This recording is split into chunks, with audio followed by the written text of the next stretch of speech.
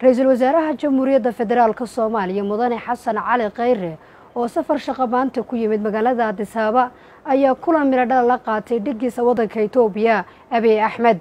Kulanka labada mas'uul ayaa diiradda lagu saaray adkeynta xiriirka labada dawladood iyo horumarinta iskaashiga dhinacyada dhaqaalaha, amniga iyo siyaasadda.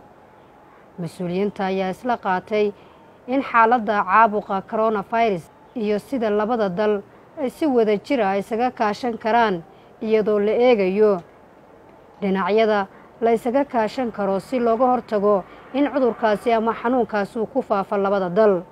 Ra'iisul Wasaare Khayre iyo Ra'iisul Wasaare Abiy Ahmed ayaa sidoo kale ka wada hadlay xasiloonida gobolka Geeska Afrika iyo kaalinta labada dawladood ee sida wada jirka uga qayb qaadan karaan. Maanta waxaa booqasho rasmi ah waddanka Itoobiya magaalada Addis Ababa joogay Ra'iisul Wasaare Khayre wuxuuna la kulmay Ra'iisul Wasaaraha Itoobiya Mudane Dr. Abiy Ahmed.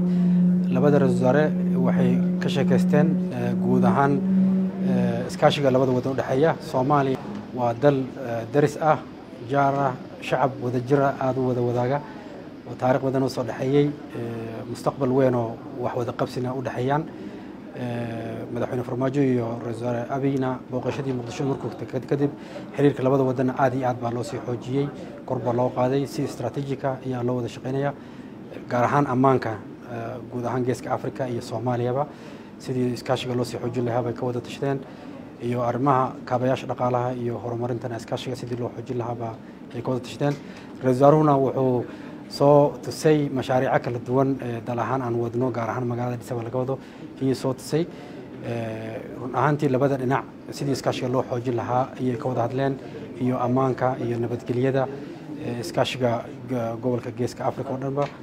taasi waxaa sii dheer cudurkan dhawaan dilaacay oo adduunka dhibaato ku ah, dadaalka Itoobiya laga wado iyo dalka Soomaaliya wado fikrad isdhaafsadeen in cudurkan la dagaalankiisa si wada jira Geeska Afrika oo dhan si iskaashi wada buuxa sidii looga sii shaqeyn lahaa fikrad isweydaarsadeen.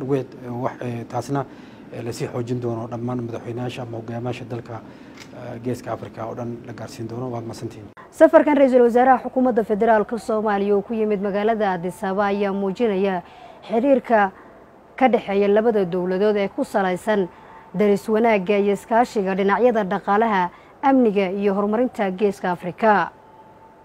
Nasra Bashiir Cali, warbaahinta qaranka, magaalada Addis Ababa.